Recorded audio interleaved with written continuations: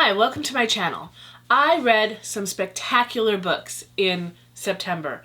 I had such a great reading month. Let's get started so I can tell you about it. First book I read was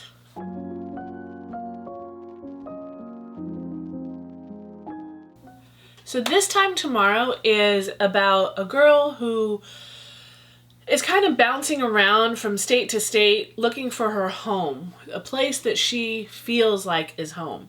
She ends up going back to California, which is where she was raised, and her friends throw her a party. At that party is an ex-boyfriend, and at the end of the night, she has a choice to go home with the ex-boyfriend or don't go home with the ex-boyfriend. And that's where the story starts, really, because one chapter is imagining that she went home with the boyfriend, and the next chapter is imagining that she didn't. So it toggles between these two chapters, going home with him, not going home with him.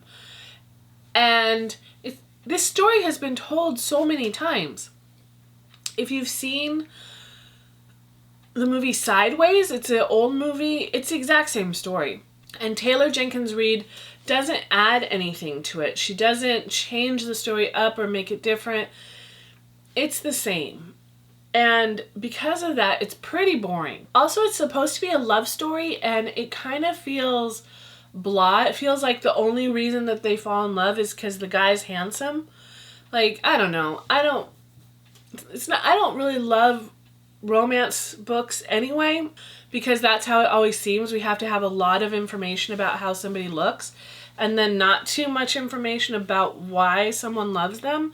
And it's not often we love someone because of their looks. It was just a kind of a boring book. The second book that I read, and the book that started the wonderful reading fest of September, is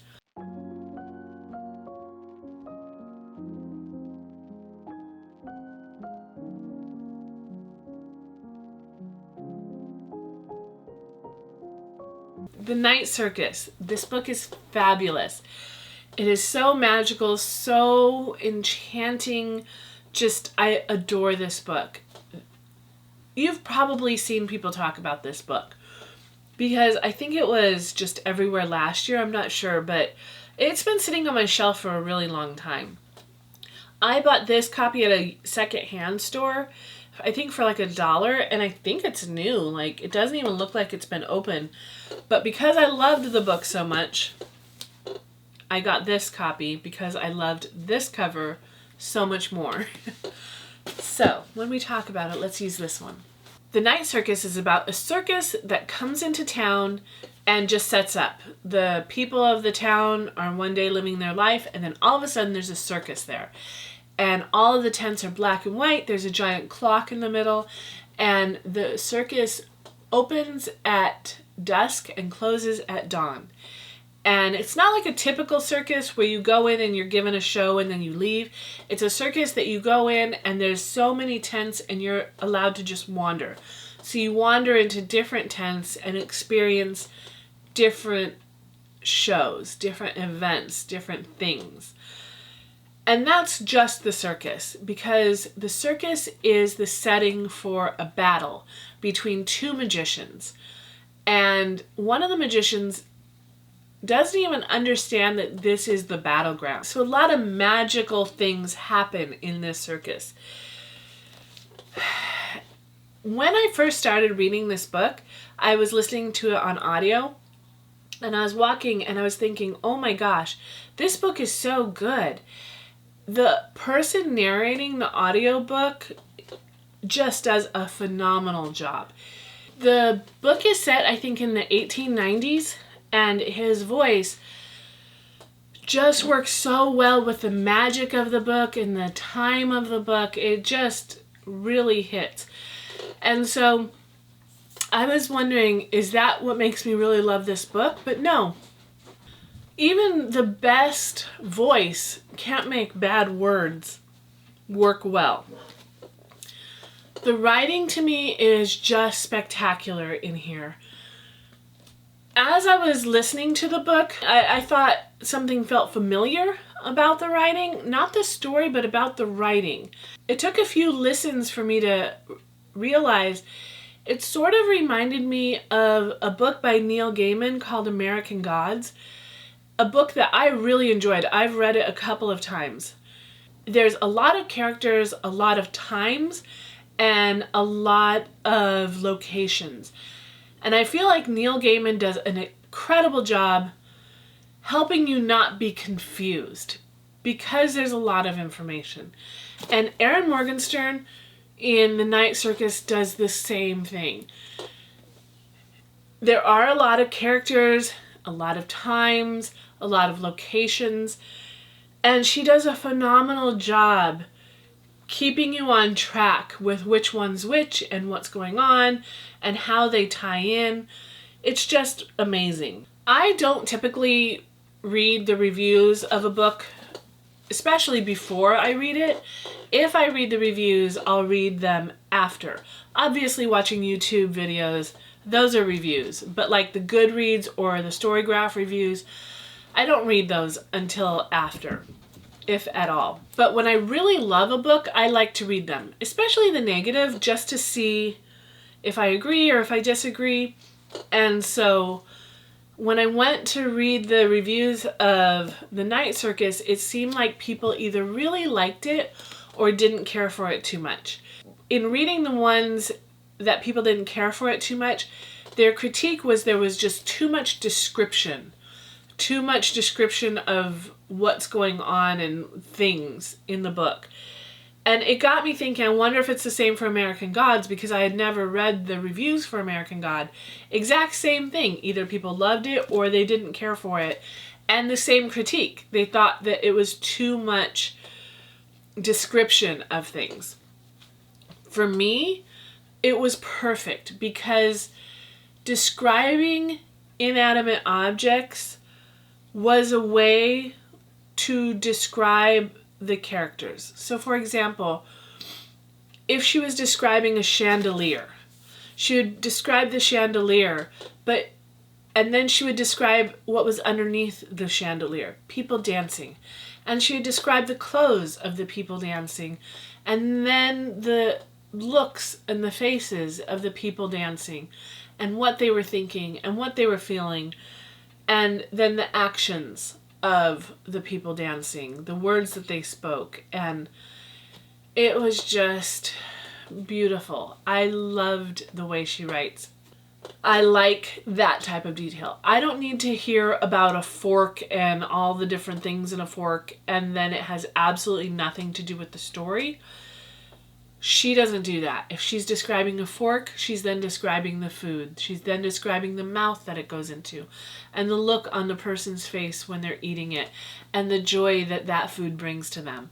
It's magnificent. It was such a magical book, no pun intended, because it is about magicians, but it's just phenomenal. I enjoyed this book so much.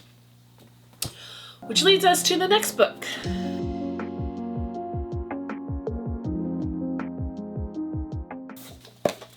Coraline. Matt and I went to St. Louis for just a short trip, like a weekend trip, and on the way back I thought I would do a video vlog and I would listen to the book Coraline, because St. Louis isn't too far from us. It's only about a 4-hour drive. And I watched the footage back and all I said over and over again was, this is a cute book, this is a cute book, what a cute book, blah, blah. There was no heart in my recount of reading this book. Coraline is about a little girl who moves into I think it's a 6 flat. 2 apartments up top, 2 apartments in the middle, 2 apartments at the bottom. And she moves into one of the middle apartments. Above her is a man who is training mice to be in an orchestra. And there's 2 women who live below her who are actors. And it's right before school, so she's bored. They just moved there. It's kind of not near a city. So all she has is the land surrounding her to keep her entertained. There's a cat that keeps following her around. And her dad works from home, but he has to work, so he gives her a little time, but then says, hey, I have to work. And the mom is cooking and also working from home, taking her shopping for school. So she's very bored and she wishes someone would play with her.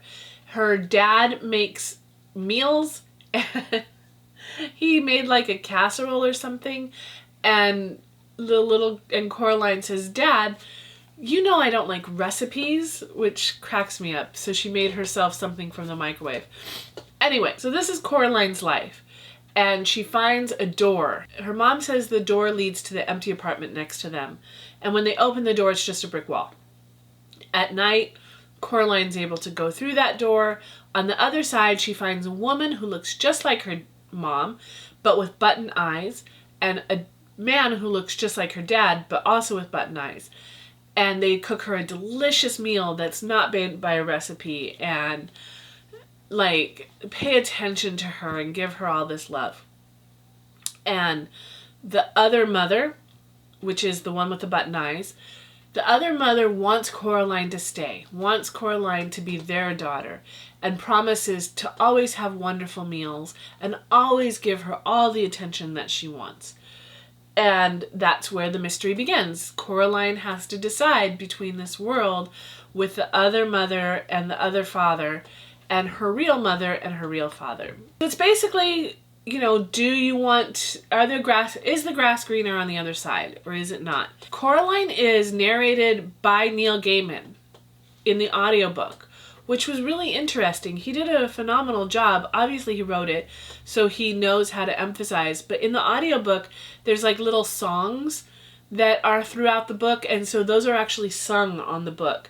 I think this is meant for children. It is a little creepy. There's definitely creepy parts in it that had me going, oh my gosh, what is this? But I also really loved it. And the end was so cute. I use that word again, but it is cute. It's such a cute book. Coraline, it was made into a movie, which I have not watched. I don't know that I'm going to be able to because I really enjoyed this. The next book that I read is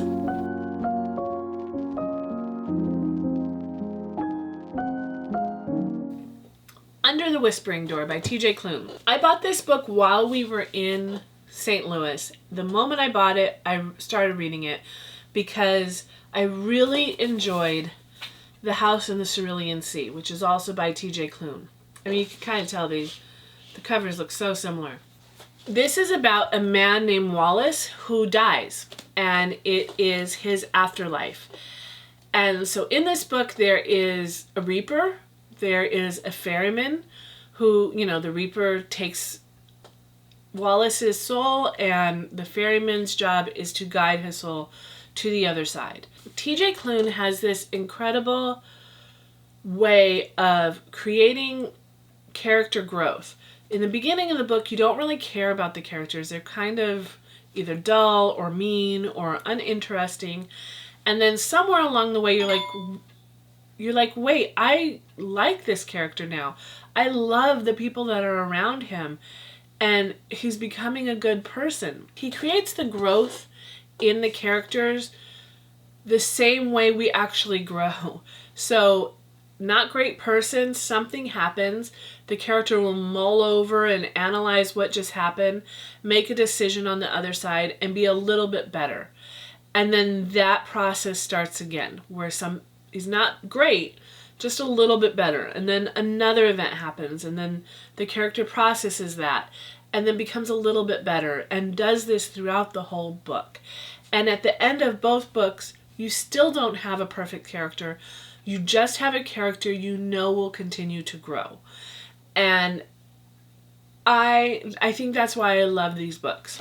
That process was done a little bit better in The House in the Cerulean Sea than it was here. I felt like the growth in The Whispering Door kind of happened fast. So he wasn't a great person, and then he became a good person in a shorter amount of time. Because in The House in the Cerulean Sea, the main character wasn't even a bad person to begin with, just bureaucratic. And a lot happened to make him this better person. A lot of growth. And in this, I felt like he was a bad person, then he's a good person, and then a lot of story. But it wasn't bad. It was good. I will read anything TJ Klune makes so far, because I feel like his books are they're like this hug, and it sounds so silly. They're fluffy, they're sweet, they're kind, they're lovely, loving books. And every once in a while, I need that. And I will get that from TJ Klune every day, all day. I will read all of TJ Klune. So it's a good book. I really enjoyed it. I liked the idea of the story. It was told in such a compassionate way, and I just appreciated it so much. The next book I read was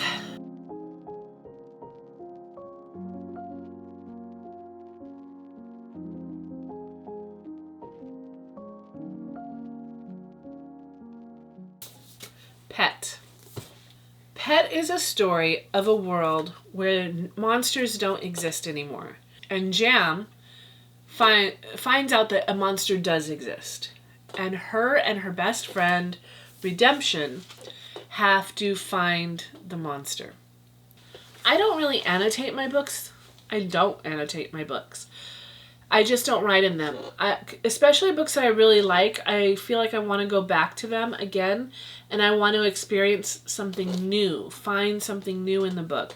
And if I've written in it, if I've made marks, then I kind of have told myself this is important, and I might not pay attention to things that are new that could be important. And so I don't really write in them. This book, however, I want to write in it all over the place. There are some amazing, amazing quotes in this book. Time and time again, though, there were passages that I wanted to underline, that I wanted to remember. This book is very powerful. I don't want to say too much more about the book, because this is a book that who you are, you will get something new from the book. It's your experience in life, who you are, what you've lived, will all matter in what you take from this book. There's a line in here that it just stuck in my brain. I just think about it still all the time. So the reason that the monsters are gone is because angels got rid of them. And Jam is talking to her mother about the angels. And she says, angels had to be innocent, right? Because they're good. They got rid of all the monsters. And her mother says, it's not easy to get rid of monsters. The angels, they had to do things underhanded, dark things. Good and innocent. They're not the same thing. They don't wear the same face. Over and over and over again, there are so many good things in this book. I don't really want to talk about what it means to me, because I don't want to affect how you may read this book. It's really great. I feel like people should read Pet. It's a wonderful book. The next books that I read are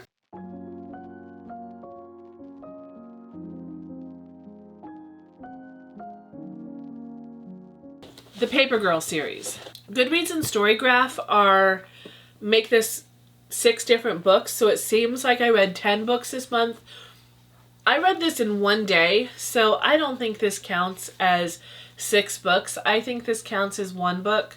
It's one story from beginning to end, The Paper Girls. It is about a group of paper girls who throw newspapers at houses for money, and it is time travel. So they get thrown throughout time. They are trying to get back to 1988, which is where they started. They want to get back to where they began and be friends, and so on and so forth. A lot happens to them along the way. I enjoyed this comic book series a lot. First of all, just look at the way it's drawn. I'm going to put this one down. This is a library copy, so it has that gloss on it. It's just, the color, each and every one of the books, starts with a giant full-page graphic. The color in it is cool. The writing is really great. The first 3 books are a little bit confusing because they're setting everything up and introducing all of the characters. So you're kind of like, wait, what's going on? Even though you're saying, wait, what's going on? Each book also ends on these great cliffhangers. By book 4, things start to come together and you're understanding what the story is, what the time travel is, who the different characters are, and then obviously it wraps it all up by the end. There's a lot going on, a lot of adventure. One little weird part in here that in book 3, I think it's a product of a man writing books about girls and thinking that there's something that they have to put in. It's weird. It doesn't matter. It doesn't have anything to do with the rest of the books. Doesn't have anything to do with the beginning. It's just a strange part. Other than that, it's a great series. Wonderful time travel. Interesting characters. Almost all of the characters in here are women, which I appreciate very much. If you like time travel, if you like comic books, if you like good writing, if you like interesting graphics, great color work, Paper Girls is for you. And that leads me to the final book that I read in September.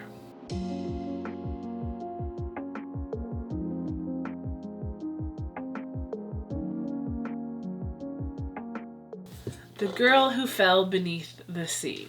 I love this book so much. This is going to be one of my top 5 all-time favorite books, easily.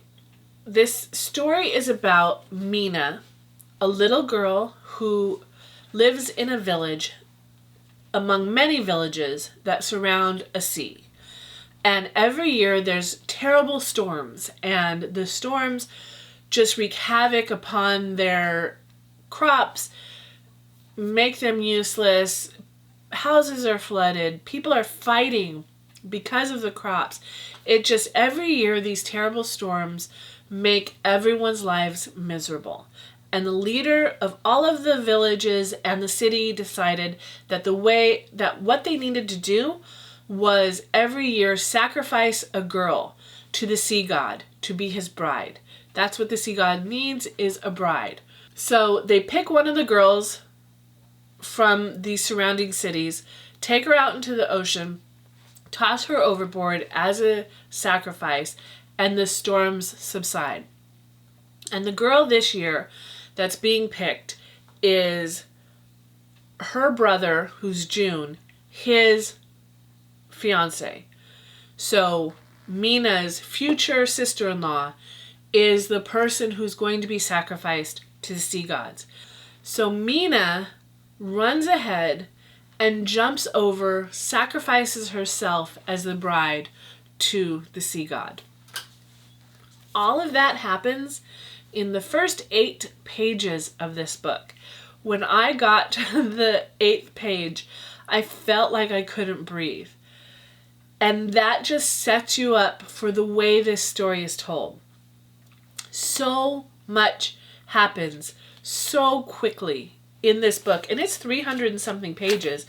The print is fairly big, but it's not a tiny book. To say what this story is about is so much more obviously than simply being sacrificed to the sea god.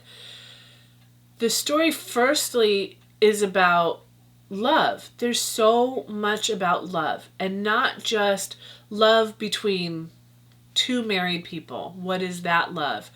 But what is the love between family members, the love between friends? And there's portions in this book that talk about found family, the families that we make for each other, because we can't really rely on the family we were given, and so we choose to make a different family. For an adventure story to be able to tap into that and do it really well, I think is just magnificent. The other thing this book is about is storytelling. So while Mina is in this spirit world where the sea god is the leader, she recounts often how her grandmother, who is still in the human world, would tell her stories about the spirit world and the different gods that existed in it. And Mina uses those stories to navigate her way through the spirit realm. She also inherits the ability to tell stories well. And she uses that ability that she has received from her grandmother to tell stories to help her survive in the spirit realm. And a story about stories is just always wonderful. Lastly, it's a story about women, and not just... So there's a quote on the back that says, "The Girl Who Fell Beneath the Sea is a magical feminist retelling of a classic Korean legend, perfect for fans of Uprooted and Spirited Away." I don't know about Uprooted or Spirited Away. I've heard of Spirited Away, but never read it. But this idea of a feminist story, first of all, the word feminist, I struggle often with that word because there's so many definitions of it, and it's rarely inclusive. When there's a feminist retelling of fairy tales, oftentimes it's that the woman in the story, it's just a female version of the classic fairy tale. So the female in the story is stronger than everybody else, braver than everybody else, tougher than everybody else. And she's just like the superhero, which, it's important for girls to know that women can be brave and strong and all of that. This book isn't like that. This book has a woman who is very brave and very strong and very tough, but also afraid and nervous and not sure what to do next, and relies on the people around her and trusts the people who have become her friends. In turn, the people around her, in particular the men, listen to her, trust her. The men let her guide. I just love how the men in the story step back when they need to step back. Mina steps back when she needs to step back. She steps forward when she needs to step forward. It tells a story of listening and kindness. Mina is the hero. Mina is the person who has to lead the story because it's the position that she's been put into. There's parts of this book that I want to talk about, but I can't because I don't want to ruin any of the story for you. It's just really good. I'm trying so hard not to. There's lots in this book that is just phenomenal and has great imagery. I don't know. It's just great. You'll have to read it. I'm trying so hard to speak, and I'm doing a terrible job because I'm trying to balance between not ruining the book for you and all these beautiful opinions I have about the book. But I have these beautiful opinions that are rooted in spoilers. So I'm just doing such a bad job. I loved it. Everyone should read this book if you can, if you want to. I don't know. It is a young adult book, but it's so fast-paced. And for such a fast-paced book to be able to bring such depth to what it's saying is just incredible. I loved this book so much. I loved every one of the books that I read. I loved all of these books. I had such a great reading month. I'm so excited to go into next month just on this wonderful high of reading. Let's find out what's next.